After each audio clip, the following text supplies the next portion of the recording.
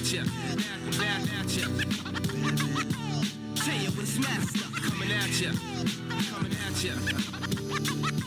Rhyme style disaster, coming at ya, back at ya. Tell you what's master. All right, welcome to another episode of Cut the Bull podcast. We've got just the guys here tonight, so shouts, and if you're inclined, prayers out to Christy Kelly, who's dealing with a bout of bronchitis. Today we have a heavyweight on the podcast, obviously Charles Murray, author of a great number of books, going from The Bell Curve and before. I read Losing Ground as a college student up to today's Taking Religion Seriously. And interviewing him, hopefully not interrogating him, but discussing his topic. You're going to have myself, obviously, my continual co-host, Charles Love, and, of course, Brooks Crenshaw, former Navy man, and now with the podcast for the better part of a year. So welcome to everyone. Welcome to the audience. We actually don't do this live, so we can cut out our mistakes, but you guys will see me say welcome to the audience and feel like you're part of things. That's the way it works.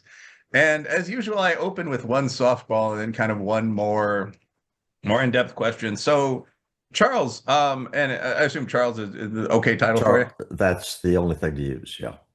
So, Charles, I mean, now this is, we got the prompt, the PDF for your book. I read through most of it. Now, there are two things that come to mind. One, it's a very serious book. And two, it's part of a series of these books that seem to have come out recently, including As I Lay Dying, so on. I do have a technical methods question about some of this is the second question. But for the first, how would you describe the book? What's the argument made in the book? And we're talking about taking religion seriously. Taking religion seriously, okay. Yes. Now, the argument in the book is that I am an apt example for tens of millions of people who are pretty smart. They have educations, probably sometimes advanced educations, and religion has never been an important part of their lives. They aren't militant atheists. It just has sort of been not something that was required for them to live satisfying lives. That was me. And that was me for a long time. And over the last 30 years, I'm not a newcomer to this kind of thing. Over the last 30 years, mostly because of my wife, I have been nudged off that position, so step by step. And I am a useful object lesson. The book is not about, oh, this is how I did it, and so this is how you should do it. The message is, you can be like me in this regard, and it is possible for you to explore these issues, and it's worthwhile to do so.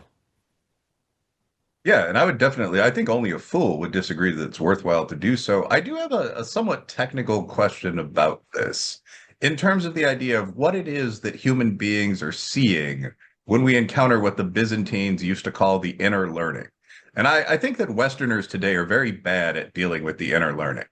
But when you do a series of things, from meditation or prayer, if you're close to an adept, to frankly taking DMT or LSD, as many of us have in college, you encounter a certain series of phenomena. You talk to your own deeper mind. You sometimes talk to what seem to be other beings. You review aspects of your life. The question is whether what's going on is materially explicable or not at some basal level. And if it's not, is it explicable by Christianity or by one of many other religious or non-theistic philosophies to some extent? My question, and I'll give my own opinion, which is completely worthless. I'm a 40-year-old man. I'm not a priest of any kind. But my own opinion on, for example, near-death experiences, having done all of the things just described, is that they are the opt-out mechanism for the human body. I.e., in order to get a warrior or a cleric or something like that to die, there has to be a process of getting you to let go from kind of like the hard-held essence of life. You relax, you go into the tunnel, you proceed forward, you go into the light. And my own assumption would be that when you fully get into the light and everything stops, then you're dead. Everything else before that is the moment before death. Now that itself is just my own opinion. But I do have a practical question about, how would I phrase this? You wrote a lot in your book, very, very eloquently, about near-death experiences, something that a number of people have written about recently. And the obvious practical question would be, don't these occur during life. And Michael Shermer responded. I read his piece. I thought Steven Pinker was a bit snarky in his. Murray argues for the soul. We know that's not real, do we? Right. Do we now, fellow? You'll see. But at any rate, Shermer responded and he said, you know, he cited a couple of people. I think it's Mike Hyena, if I have the name correct, actually looked at the mental experiences of people who are going through NDEs. And one of the things that he did was set up a large computer screen that could not be visible on a table in the OR where heart surgeries and so on were taking place. And on the screen, there was an image of something like a blinking cat. And as people were describing afterward what they saw, many of them felt they were rotating out of their body. They were seeing things that could have been their own mind hallucinating or that could have been actual remote viewing. He asked them if they saw the image blinking on the screen. And what he found was that none of them essentially saw the image, that these seemed to be reconstructed from memories of the beginning of the surgery.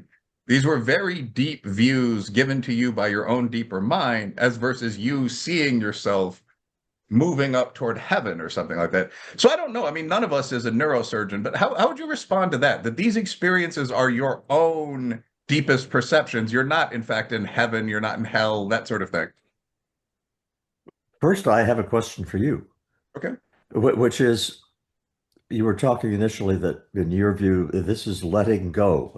This is what on earth would be the evolutionary selection pressures that would produce that phenomenon? That's an interesting question. Not sure. I'm not sure. I mean, evolution doesn't give a shit if you. I don't know if I should use that kind of language on this We're cutting the program, bull. but Go right ahead. okay. But evolution doesn't care whether 82-year-old Charles Murray has a near-death experience or not. I have served my purpose in terms of passing on my genes. There's just no conceivable advantage that Well, would actually, tend to select for this event. Well, I think that there's a response to that, which is what would be the evolutionary advantage of any of this to some extent. Like, I think the question's a fascinating one, but I also think that the answer is to some extent provided by the study. So I'm gonna genuinely think about that. But at the same time, when we look at these NDEs, there are actual practical questions you could ask, and I think these were asked. Like, if there's an area of the brain that lights up during REM sleep or DMT trips that lights up during NDEs, that's a very strong indication that the near-death experiences are the same sort of thing. And this was tested, and that is, I think you understand, proved to be true. Yeah. You know. No. And I think the second thing, they have imagery in the room of things that are going on during the near-death experience. So when people are saying, I'm remote viewing, I see myself moving around the room, I see myself circling the image, I see everything that's in the room. There's a practical question of, do you see the doctor moving the scalpel at this time, or do you not? And I think that was tested and they found that they don't. So, I mean, the question of, is it advantageous to be able to remove? I mean, there actually is a very practical answer. Like, is it advantageous to be able to disassociate from pain and move on? And would an adjunct aspect of that be able to be the ability to end your life? Yeah, that would be evolutionarily advantageous. Okay. I mean, so when we see studies of ketamine therapy and so on, we find that people actually can disassociate to a much greater level than we previously thought possible. And given human torture and so on historically, I think you could immediately see the evolutionary advantage of that. But that's a pure hypothesis. That would have to be studied over and over again and so forth. But that would be and it took maybe 20 seconds to think of that, but both of us would need to test our theories and so on. Okay. There are a couple of things to disentangle. First statement, there is no way to verify that a person has seen the tunnel and the light at the end of the tunnel and a being that's associated with ultimate wisdom and human love. There's no way to verify that. If somebody drops a fibrillator on your foot when you have no pulse, you have no respiration, you have no brain waves, then you are confronted with a question of how did this person know that the defibrillator was dropped in his foot? Now, well, I made up that specific example, just made it up. But a comparable thing is, for example, a person who, when he came back, uh, knew where his dentures were. His dentures had been taken from him when he was pronounced dead and so forth, and he had no pulse enough. So, and they had been put into a specific drawer in the ER or something like that, and he knew they were there. Now, you are right about people saying, let's put up images and see if people who report out of body experiences know them. I'm familiar with that. I'm familiar with pictures that have been pasted on the ceilings of ER rooms and so forth. I have also read analyses of the failure to come up with much evidence of that, but analyses which also said, here are the percentage of people who are in X condition or Y condition, and so what's the likelihood that anybody's going to see those? And it's very small because you don't have large enough samples. I have never heard of the example that you cited of a TV screen with something on it and an actual out-of-body experience where they didn't see it. And I learned a long time ago, well, whenever I am in a Q&A or other public setting and somebody comes up with a study I've never read before, the worst possible thing I can do is try to guess what happened. I don't know that study that you just cited. I have to read it, and until then, I can't comment on it. But this is preface to saying what I say in the book. We need to concentrate on a subset of NDEs. And that subset of NDEs first require the conditions I mentioned earlier. We know that there was no pulse. We know that there was no respiration. We know that there were no brainstem waves. And under those conditions, do we have any information that is passed on to us by that person that indicates transmission of information not involving the normal human senses, vision, hearing, smell, etc.? And there are a variety of such cases, and those are the ones we focus on. Those are the ones that are really hard to explain away. So that's our way forward, I think, in understanding what's going on. But I will just add to that, there are a bunch of such cases, and they do pose an interesting challenge. Yeah, if could I respond to that quickly, guys? Mm-hmm. Okay, and I think this will be my last comment on this. Like, I respected the book. I don't really think anyone has any idea what happens when he died, to be quite frank.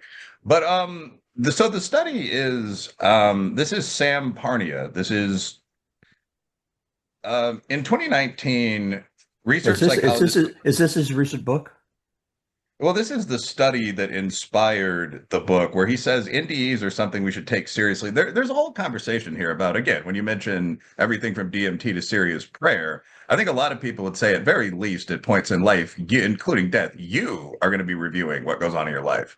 So if you had a miserable life and view yourself as an evil person, that's not going to be all that great for you, no matter what your religious background is, right? But I mean, he does a couple of these tests, and I mean, across 567 cardiac arrests, 53 patients survived, 28 did so with sufficient health to be available for volunteer interviews, yielding multiple take-home findings, blah, blah, blah. Most of them had a transcendent recalled experience of death. But what he's doing is asking people who say things like, I found myself above my body. And again, this is a small in sample, but decent in size. Did they see these things that were quite visible in the room, like a large posted computer interface that they placed there with this image that would have been fairly visible and then they didn't, and that doesn't debunk every sort of case of this kind. I guess the question would be, last comment for me, because I know Brooks and probably Charles want to jump in this immediately, but like the question would be sort of what is being did. So in Mike Shermer's response to this, where he cites Parnia and he talks about Parnia's book, one of his comments is some of these people did clinically flatline. So there was at least a period where Charles, where Doc, what you're talking about happened. There's no pulse, so on. But none of these people were thought dead by the medical team. I mean, so when you're looking at those cardiac patients, a huge number of them survive, where like the sample is 56 people that had the experience. And oxygenated blood was being given to these people at the time the NDE is happening. So when you say, well, how could they have known where this object was? One obvious example would be the guy started waking up and heard it at some very deep subconscious level of the mind. Do we know? I don't know. More research is required. But Brooks Crenshaw, what do you think? Could I just interject one thing? Please Sam do. Parnia wrote a book that just came out in 2024, and it's one of the sources that I have in the book, and I'm just looking for it right now. And it's a full book length treatment, and basically he comes down on the side of the reality of near death experiences. Here we go. Sam Parnia's Lucid Dying: The New Science Revolutionizing How We Understand Life and Death, 2024. So I have read that, and I don't recognize in what you described what Sam Parnia says in that book. But here again, I did not read the 2019 study that you are referring to. Yeah, I'd have to check that. There's a prepping for this, and I mean, I noticed we both said this a couple times. Like, and again, do we the whole opt-out mechanism in the brain? I mean, and a final comment on that. When you ask what's the evolutionary reason for the development of that, I frankly have no idea what that is. I think that it's kind of like, why do men have nipples? I think there are a lot of sidelines in human development that are hard to explain. I know I've seen it. I mean, if you take some of the drugs I've mentioned, or if you meditate to a certain level, you can see some of these spiritual phenomena. And I would assume that if you start walking down the tunnel of light toward the people singing to you, weird shit could happen. You know, I wouldn't recommend doing that to the young man having these experiences. I really wouldn't. So, many people describe this. Many of them are dying. Many of them are having the greatest experience with Jesus, or, something they popped in college of their life. The fact that that is constantly described, and that's described when a certain hemisphere of the brain is activated, that strikes me as a human phenomenon that exists. That ability to either have a very deep experience and maybe come back, or to opt out of life. But that occurs during life. But Brooks, I think you were going to say something before Charles responded. I want to back way out of this topic because I read the book multiple times. Yeah, it's a good book. Really enjoyed it. Book. I find myself sometimes in Catherine's camp and sometimes in yours with regard to the literal, right? I struggle with the literal. I was raised Southern Baptist. That didn't do it for me as I matured. I found kind of Reformed theology for a time.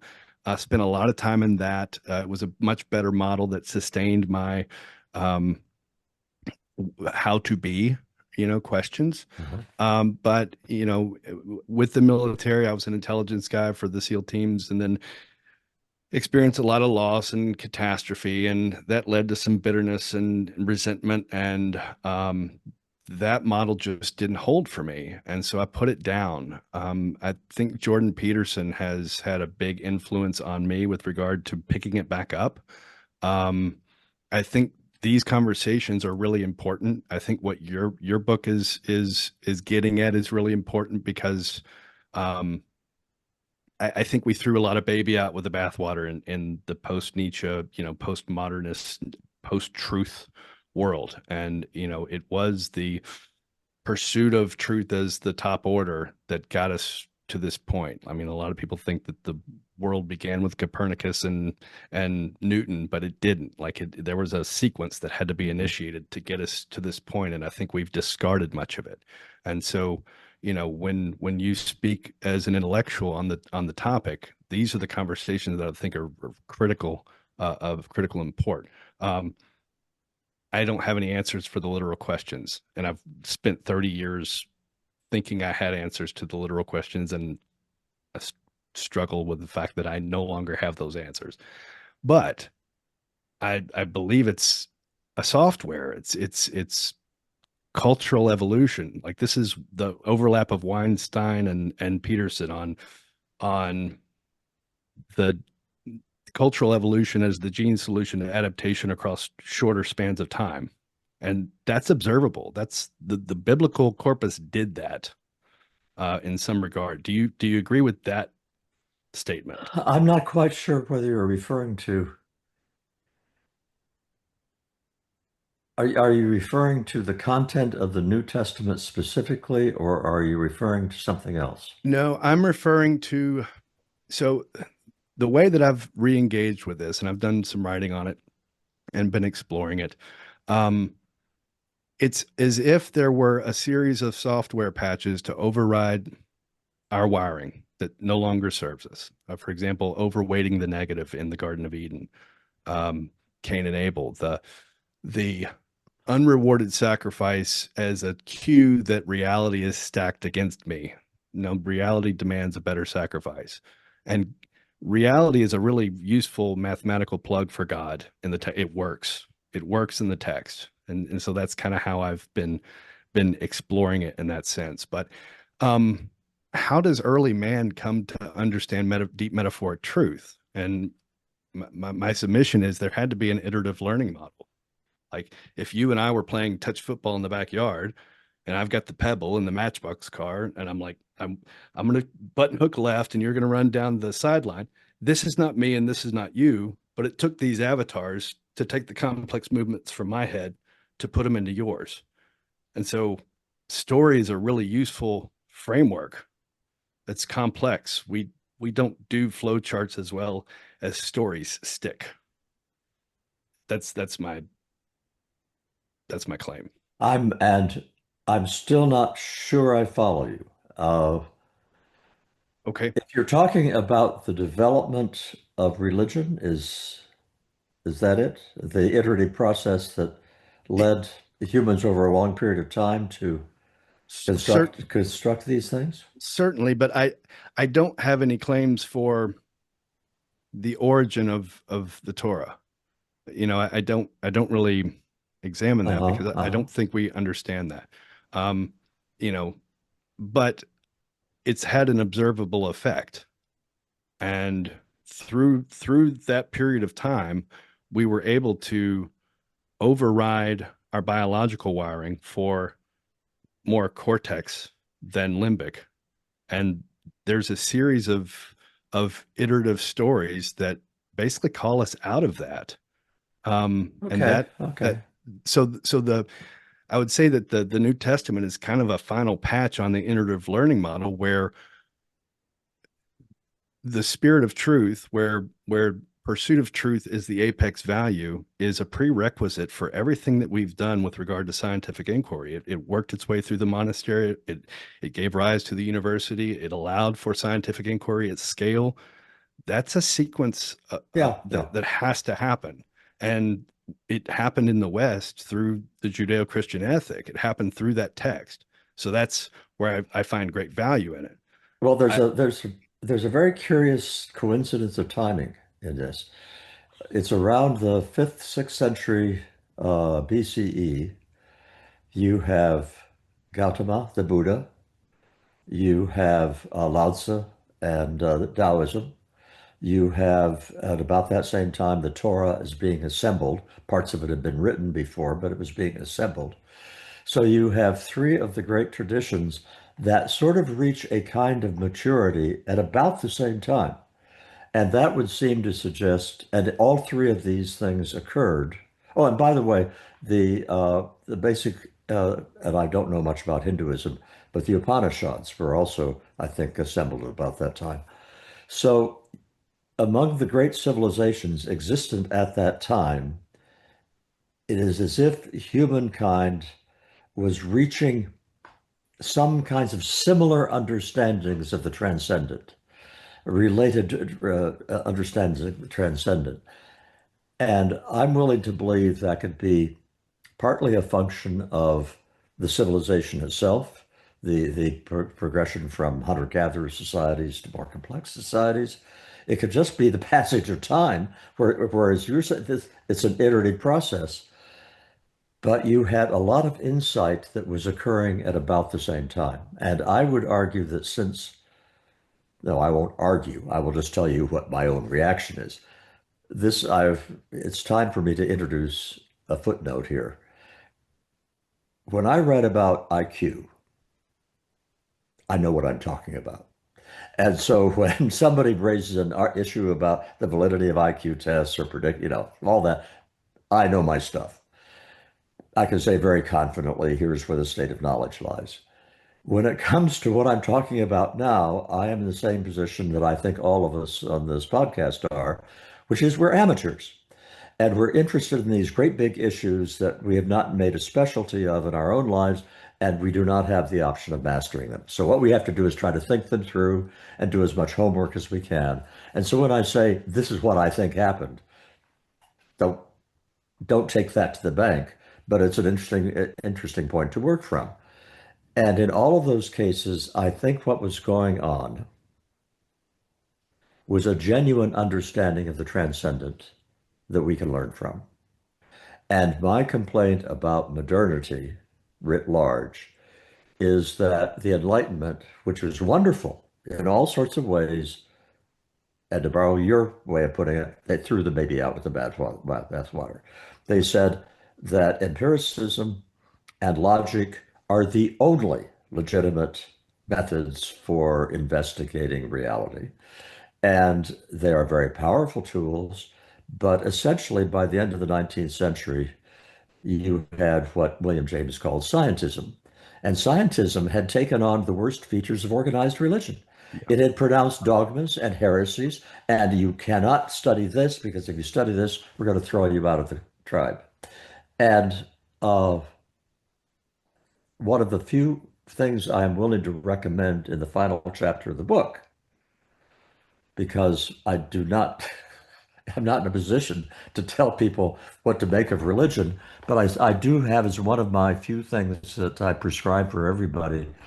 Just consider the possibility we cut ourselves off from a very rich heritage of transcendent knowledge that occurred back in 6th century BCE, and it's time for us to start tapping into that again. Yeah, agreed. All right, Charles. Charles Love. We're going around the clock here. What do you got? So, I think I hope I'm right, but I think you're going to walk away from this interview, Charles, and think that this is the most interesting, well-rounded interview I've had about my book. Because we come from three different angles. We all think deeply. Some of these people won't even have read the book. You got people who have read it twice, right? I'm on my second reading. And so, first of all, I want to say, first, thank you for saving that man in DC and back in the 70s. And as woman actually, but never mind. Oh, woman, yes. And so, as the one non-high IQ person here on the panel. False humility. Yeah, so I mentioned at the beginning, I want to take it back like Brooks did and look at it from more of a, the cause and effect of what the book will do. And I kind of had my idea. And when you talked about why you wrote it, that wasn't what I was thinking. So there's a duality here. So maybe we can, help another group of people. So I think that you're right in saying that some people can find usefulness in this. I read it as kind of, so you mentioned like there's tens of millions of people. I think there's a smaller group of people that that you were, as you talk about at the beginning of the book, part of that circle, right? A percentage of highly intelligent, highly educated people who move through life and have almost been, trained by profession to be so linearly focused on reason that they put away all this other stuff. Like, it's almost like you can't still believe this stuff, right? Yeah. And so I felt it was kind of a way to open that dialogue back with them. And so we like Will and I, so for our first season, I would say 80% of our guests were atheists, right? But there's a difference between agnostics and atheists. Will would question and Will would say, well, what about this? And people who are, as Will described Steven Pinker's response to your book, pretty antagonistic to people who are believers, right? So there's a different way to approach it. So I thought the book was really interested in kind of flushing that out, either for the people who don't know that that's the case, those who aren't in that circle, and to the people who are in that circle to either bring those conversations back or to separate themselves. Now, maybe the reason has gotten to a point that they just simply can't believe. But it's different from not believing than being trained to not believe. I talked to, do you know John Staten from Duke? He's an atheist, a professor, no, agnostic. He's not an atheist, but a philosopher. He wrote a book 3 years ago called Science in the Age of Unreason. And in the book, he's like, well, I'm agnostic, right? And then for the whole book, he just ripped atheism. It's like, for you to just be, and that's what I thought about your friend Fred, how Charles Krauthammer has this famous line about atheism being the most unreasoned belief way to approach it.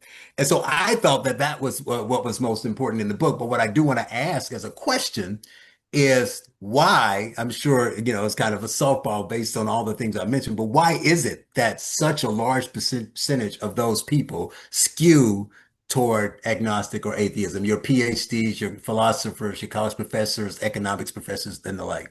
Okay. I will use myself as an example, as I do throughout the book. I'm a kid from Iowa. I have grown up going to the Presbyterian Church. I was never very religious, but I attended services because my parents made me. And I go to Harvard, which was the bright lights in the big city. I get there, and it's not that anybody trains me. That's not what happened. They don't train me in the sense of teaching me. They don't. They'd rather, it was the zeitgeist. It was in the air. And it's, as you said, smart people don't believe that stuff anymore. Right. And if you are 18 years old, you want to fit in. And I wanted to fit in at Harvard. And smart people don't believe that stuff anymore. And so I didn't believe that stuff anymore. And I felt no pain at doing that. I was just entering this new world that I wanted to join very badly. Well, you know what? If I had gone to Harvard in 1890, I would have had William James on the faculty and varieties of religious experience. Most of the faculty members would have been believers and devout believers in Christianity, just that statistically speaking, they would have been. Right. And it would have been just as natural for me to respect them and their views as it was natural for me to respect the agnosticism that pervaded Harvard in 1961. So it was a change in the culture. I think it's easily explainable that the 20th century, by the mid 20th century, in my view, intellectuals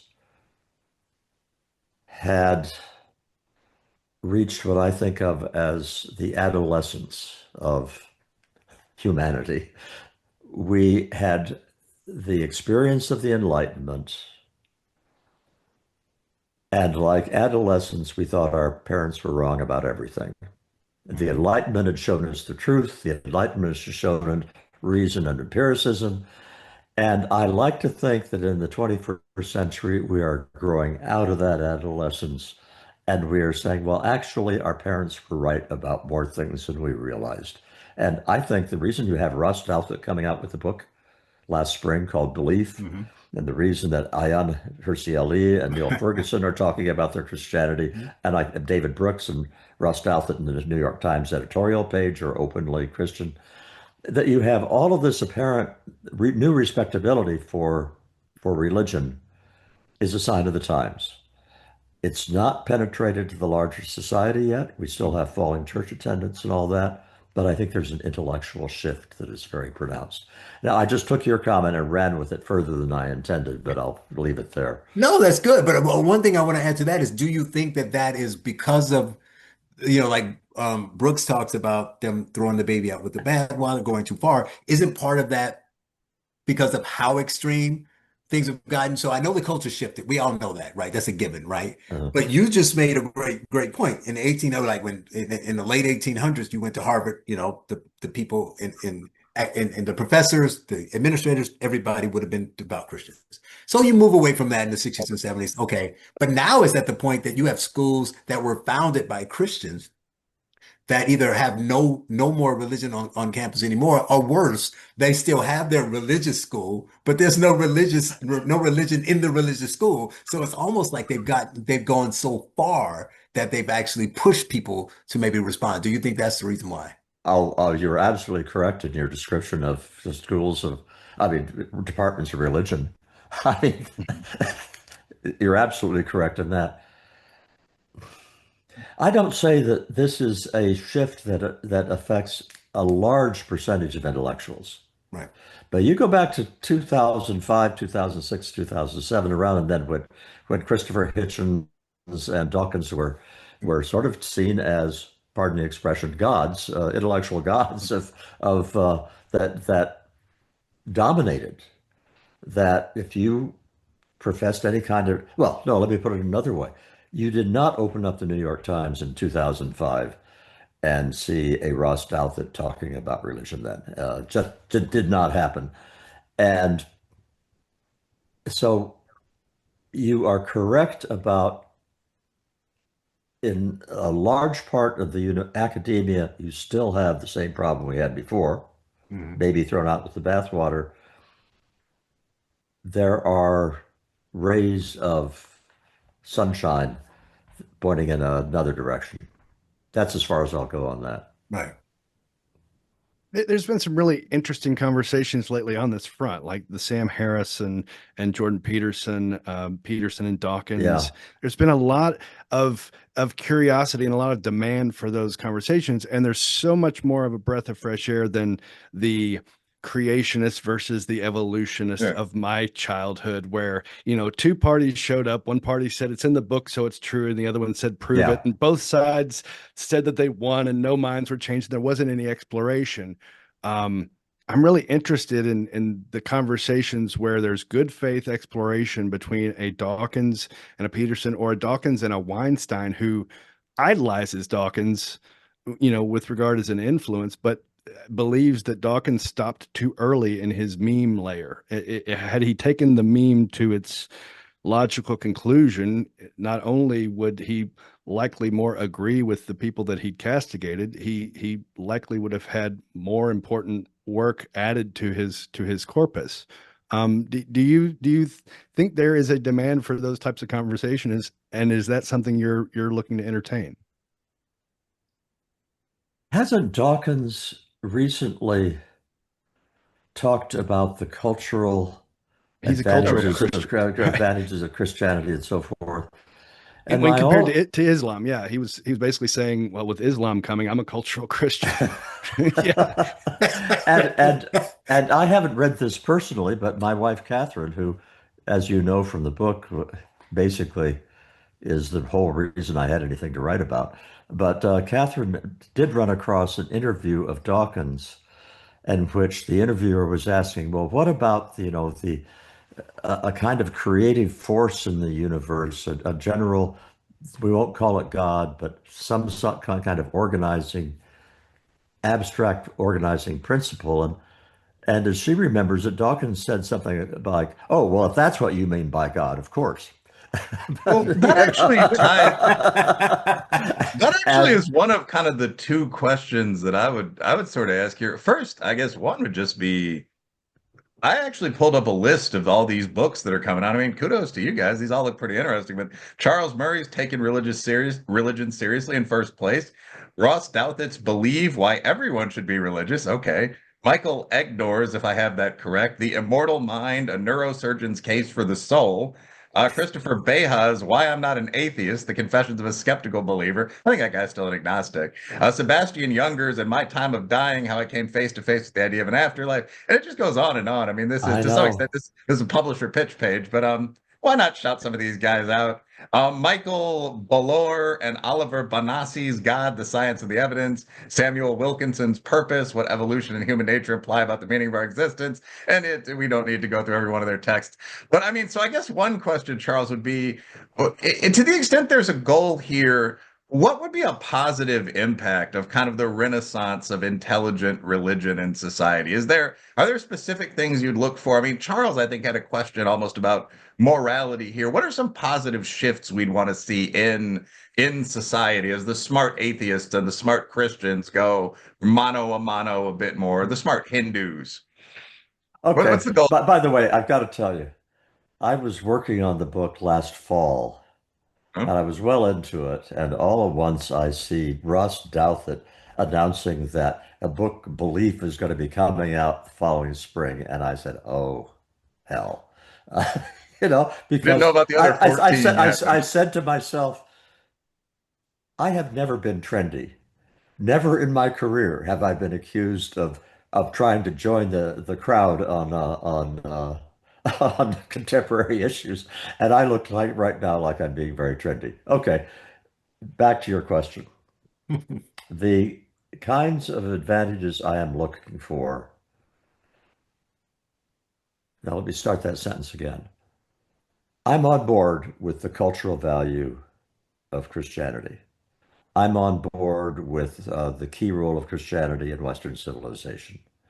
But that's not what I'm interested in this book. I'm interested in the truth value of various religious beliefs and focusing on that.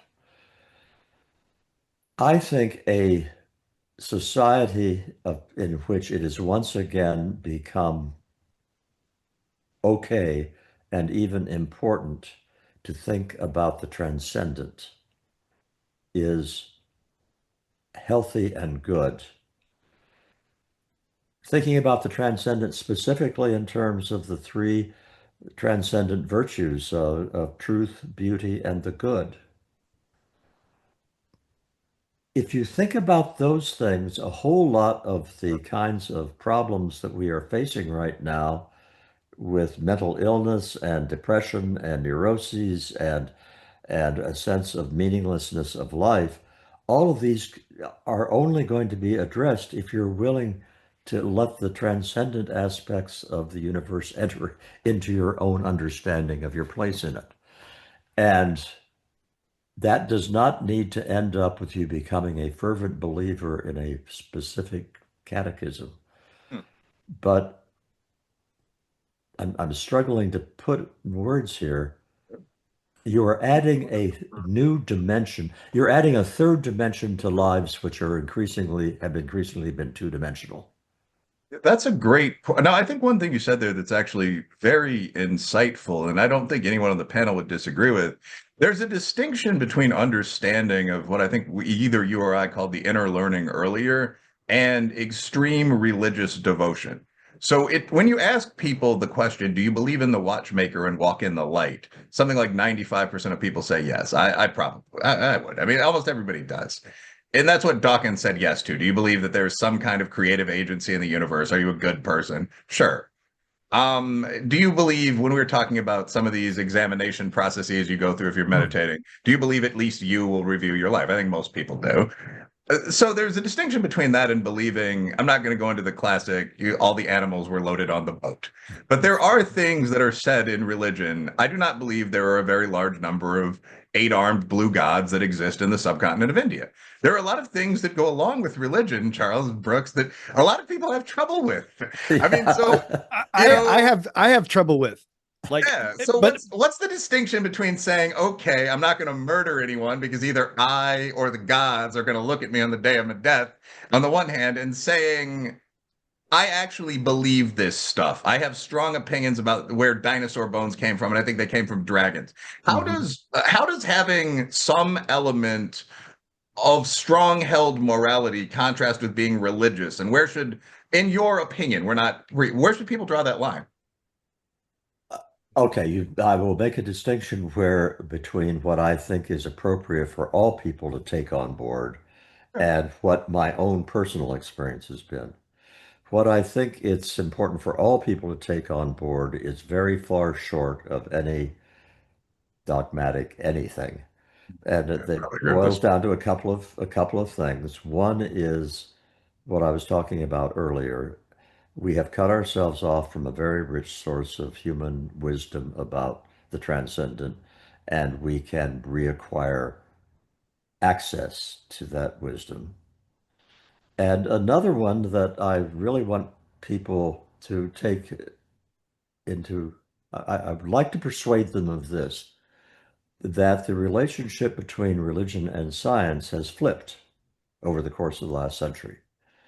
That from the Renaissance through the late 19th century, we had the God of the gaps, so that science increasingly explained earthquakes and thunderstorms and other natural phenomena, and you had Newton's clockwork universe, and one after another, things that had been mystifying and evidence of God to earlier generations were explained.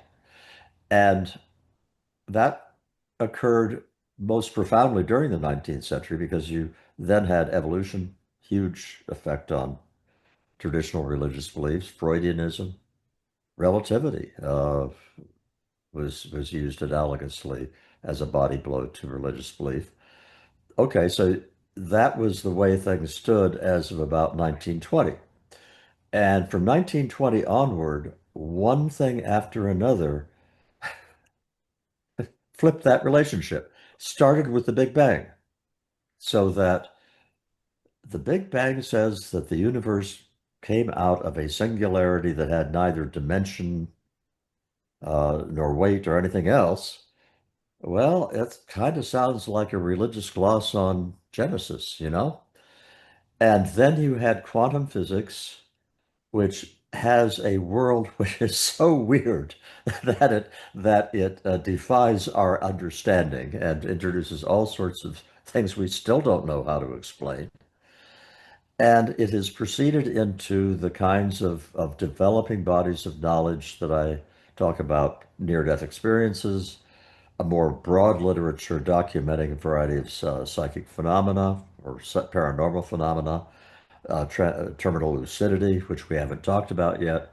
And all of these advances in science are raising new questions that science has not only found answers to, but in some cases, it's very hard to see how science can provide answers to them, but religion can. Or let me substitute for the word religion, if you simply accept the possibility of things that have previously been called supernatural, you have possible explanations. And so my limited request of my readers here is don't reject supernatural phenomena, as blanket rejection, because there's just too much evidence out there that is not warranted. If you go to the more personal kinds of things, my life is more satisfying and richer and more peaceful because of the kinds of evolution that I've experienced. So, a specific example, just one of many. When I was in my 40s and 50s, I would experience occasionally existential dread. As I imagine all of you know what I'm talking about because you've all experienced it. You're watching television, not thinking, all at once you realize, I'm going to be dead in the reasonable future, and I will cease to exist. It'll all be over. And you feel awful about that for those few minutes that you experience it, and then you put it out of your mind again. Well, I haven't felt that now for the last 20 odd years, even as I've gotten older and older, and mortality has become more and more a reality to me. It's not that I have total confidence in an afterlife. It is that I'm no longer at all sure that the death is the end. And also, I have a broad sense that the universe is not only more complicated than I know, but more complicated than I can imagine. Mhm. And so there are possibilities that I don't even know how to envision. That's one specific thing, but that's a good thing in a human life, and there are lots of others like it. Yeah, one very quick question, because I think the other two gentlemen have comments as well. One thing that I would kind of not cling to, but just believe in the same way I believe that humans breathe air, if there are what we consider supernatural phenomena, this isn't sort of voodoo magic. We're almost all scholars to some extent. There would be a scientific explanation for that, whether or not humans can understand it. There'd be a process through which there came to be beings at a level above us. They want us to do certain things for particular reasons, if they do at all. If the process of analysis exists entirely within us, there actually probably are logical reasons for that. There are reasons at the tribal level it's better to be quote unquote good than bad. Would you agree with that? That anything supernatural has an understandable cause, whether or not we'll ever get there? If you say understandable cause, I won't argue with you. If you say scientific cause, I'll say, I don't think so. Here's one of the things that was really central to me in my own evolution, which is that I came to decide that spiritual perceptiveness is a trait that is analogous to the ability to perceive music. It's analogous to the ability to appreciate great art. I don't know about you guys, but I go to a museum and see great works of art. And because of a book I wrote called Human Accomplishment, I spent a lot of time looking at art. And so I can appreciate some of the technique that went into it. But I look at it for 15 or 20 seconds and I move on. There are other people that stare at that painting for half an hour rewardingly. They can be looking at that and they can be taking things away from that that are completely inaccessible to me. And it is a human trait, and I propose that it is distributed normally, just like all sorts of other traits.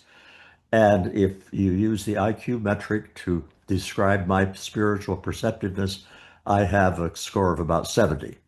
I'm way over on the left-hand side. I am married to a woman who has a spiritual perceptiveness of 130 or 40. And so she sees the explanations you were referring to that are inaccessible to me. And that doesn't mean they aren't real. It means they are inaccessible. It's the same way that with pure mathematics, pure mathematicians can see truths about mathematics that are inaccessible to me. And because I believe that,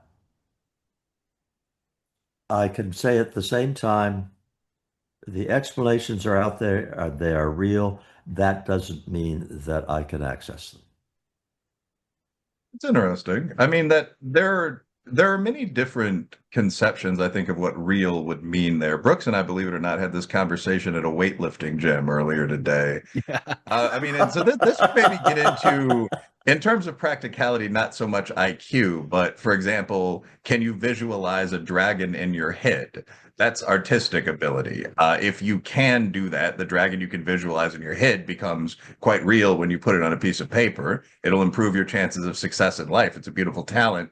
Is the dragon objectively real? I mean, I think opinions would differ on that. And it's the same sort of thing with spirituality. I mean, the dream time in the brain, I think, is real. You actually asked me one of the more insightful questions I've ever heard. What's the evolutionary reason for that?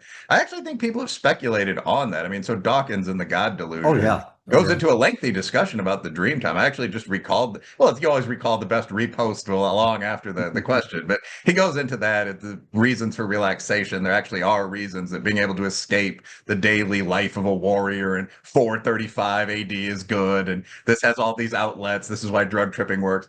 But I mean, I think that has a lot of consequences, and being able to enter that world probably explains between 50% and all of what we describe as spiritual experiences. So I think that explains a lot of what we're talking about.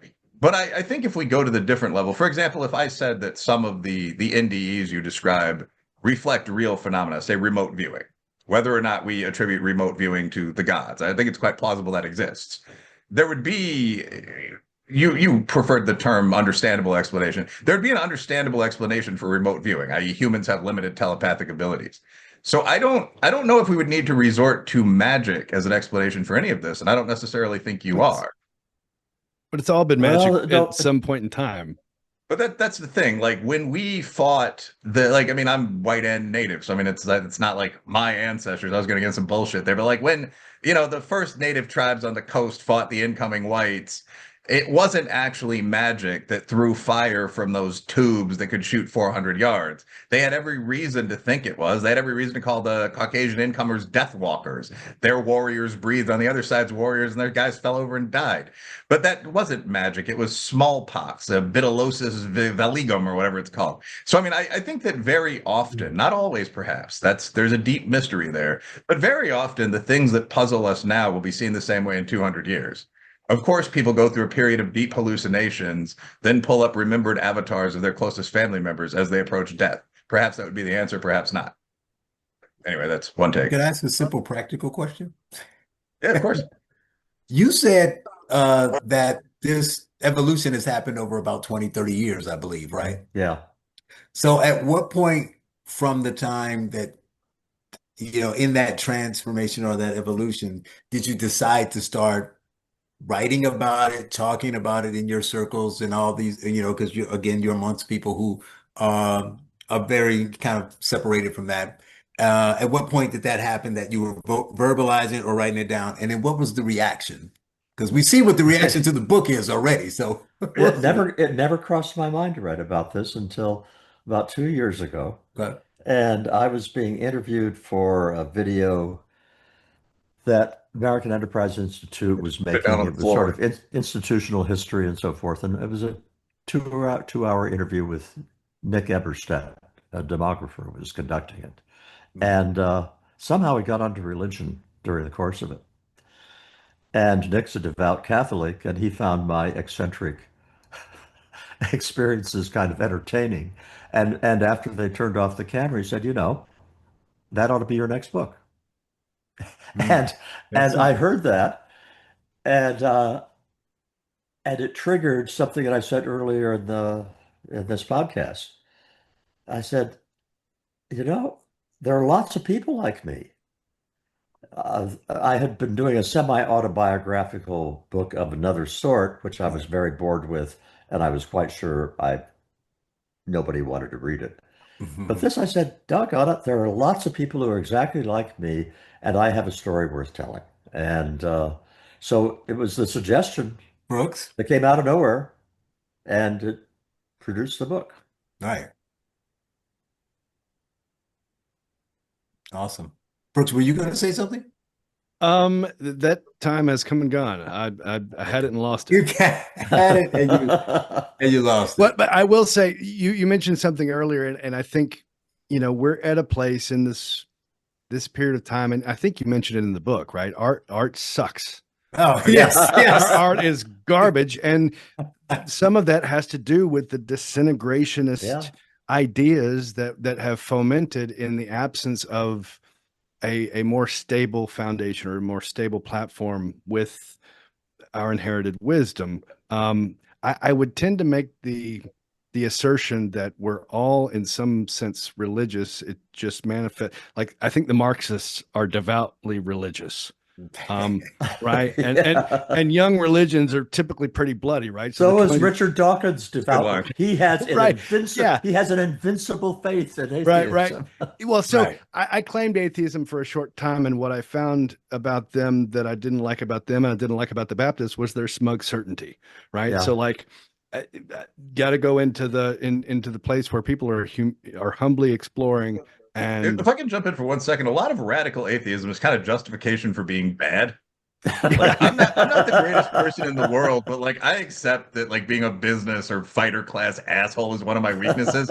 A lot of atheists really try to deny that. Like, no, even when I say like you review yourself, come on, you've taken drugs, you meditate, people are like, nope, I don't. It's just a dream. Like there's just a refusal to accept anything. I think Dawkins strikes me as an honorable guy, but I think that there's a strong pattern of that. Sorry to jump in, Brooks. Yeah, well, so with Dawkins, particularly in the Peterson conversation, he struck me as, what would you say, obstinate and intentionally obtuse.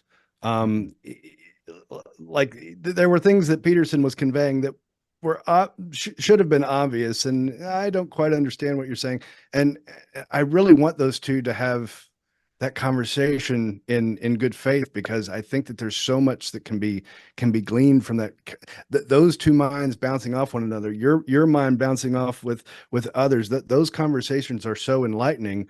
And I feel like, because we're in this spoken word renaissance where I can go to the gym and listen to your book at the same time, like, it's very edifying for a lot of listeners that otherwise wouldn't have necessarily accessed it on the page. So I'm very excited about the time that we're in because of all of this going on, because I believe that we're sensing that we've had enough time without it to see the effects. And also to see that, hey, these Marxists sure do act a lot like the Spanish Inquisition, right? And say what you will about the Judeo-Christian ethic, it's had a couple thousand years to mellow, right? And that's really something quite important, I think, because there is this religious impulse from a tribal perspective, to shun the heretic and burn the witch. And we're seeing that on the woke campuses. Like, you've certainly been confronted with that in your journeys. And it's not any different. The corruption of science and the corruption of religious institution is not about religion or science. It's a human problem. Mm-hmm. Yeah. Well, we're getting close, so I would like to throw mine out there really quick. I know you do last comments and thoughts. Good redirection. I was writing a note here. I actually took down some comments from each of you guys, so interesting stuff. Oh, did you? Yeah, well, you guys have said intelligent things. There's nothing surprising about that. But yeah, Charles, what's your final comment before we do our little clockwork piece? Yeah, well, I love the book. I just want to say one thing that stuck out, many things, but one that stuck out that I liked was it brought me back to when you talked about C.S. Lewis and Mere Christianity, and the part about Jesus, because I thought the same thing. Is funny because I say it because we're in a time, as Brooks talks about, the new religion of the crazy Marxists, how it's this weird thing, and I'm sure you've all seen on social media and in articles, where people believe what you want to believe, but where people who are atheists, right, especially if they're really hard leftists, want to school people who are Christians on them not being a good Christian. Like, Jesus wouldn't like that, from the person who, from the atheist or whatever. That's just always funny. It's like, you're not being very Christian. They always calling people out, and they love to say, but C.S. Lewis saying, really, if you don't believe he's God, he's got to be a lunatic or a liar. There's really no other option, right? So I thought about that in the way they like to quote Jesus back to you from the left, which is pretty funny. Yeah. Yeah. All right, that's a good final line there. Unless any of you gents have another comment, if not, it's 10:04. I'm going to go around the wheel. I always start with myself because the joke is that I have the least to say. So we're going to go to Chuck, then Brooks, then Charles, our guest. But my comment, I think this is interesting. I mean, one of the things that a lot of people fail to realize, and I'm a younger man myself. I'm in my early 40s now, but I missed a lot of this. But we've seen a total social revolution in our society since the 1960s. I mean, Black civil rights movement, feminism, eco-freako movement, drugs, even the idea that fighting age men don't have to fight for the country. All of that hit society like rocks from a catapult within one short period of time. And part of that was the backlash against religion.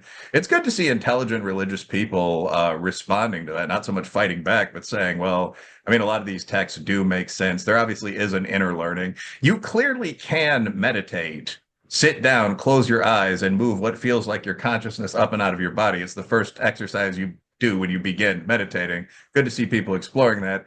I obviously have some extreme skepticism about some of this stuff. I mean, I opened this with a back and forth with Charles about we'll see in science what of the experiences that people have are verified over the years. Some may be, some may not be. I would advise living in a fashion where if some of them are, you will not be terrified. That's one of the things that does strike me about a lot of the hardcore atheist community, where people will say things like, as a sex worker and cocaine dealer, I simply cannot accept this. Perhaps not the best thing to be, whether or not this is real or not. And I'll just close with that. Perhaps the harshest I personally find that during any of the experiences that I've described, the person reviewing you is you. And that to some extent is one of the harshest ways to be analyzed. Try to be the person you ideally want to be. You'll fall short of that, like you'll fall short of your God, but there's no real reason not to try. Charles Love, what do you think? Well, I was just quickly saying, end by saying, I think people should be kind of like your dad was when you talked to your dad and said you didn't think you believed in, yeah, and you were shocked by him saying me too, and you're like, well, why do you still go? I think if it's a positive thing, if you learn from it, and we have centuries of people gaining from it, when we didn't get into the advantages of Europe and the West and what they got that came specifically from Christianity. We could talk about the countries that never had, hospitals and charity that came from religious people. There's a good that comes from it, right? So it's almost like, why fight it? Not to the point to force others to do it, but the open antagonism towards it and towards people, and say, don't take that science as real. He's one of those scientists that also believes in nonsense. That's what we need to move away from, because like you said, you're happier, you're more at peace. Wouldn't you want that? Right? So why, push that away if that's making someone else happy? So that's my end piece. Quick note, Charles, Will and I agree on like 90% of most things, and we spend all of our time at the gym fighting over this stuff, right? So that's a little background into this conversation, and I love doing it because it makes us both sharper. It's your the big book, society, right? It's like Stoicism versus Christianity. Like, as a cannibal, we wouldn't hang out. It'd be a problem. yeah, we're adjacent enough to have the good faith conversation. In reading your book a couple times, it's a great journey. Like, you're documenting this journey that you have been on personally. And I think one of the things that I love about it is the way that you juxtapose, Catherine's views and experience as something altogether different, but there's overlap enough that, and like there was a point towards the end where I really just kind of welled up, because I love, but also, my marriage is the best thing in my life. And we have a similar kind of dynamic where she is and where I am.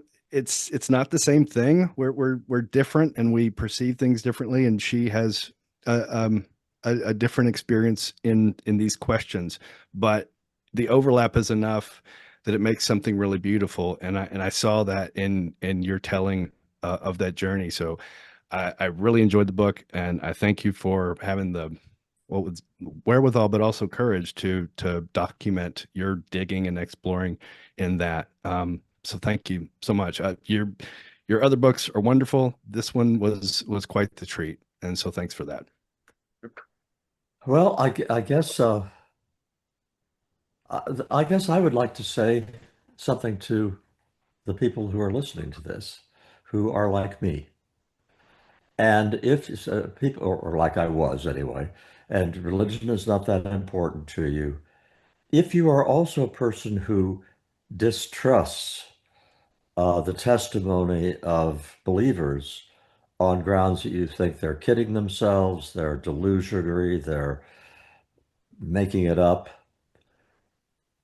you need to hang out with more people of faith, because there are a large number of those people who, once you know them and interact with them personally, you do not have the option of saying they're deluding themselves. You don't have the option of saying they're not smart enough.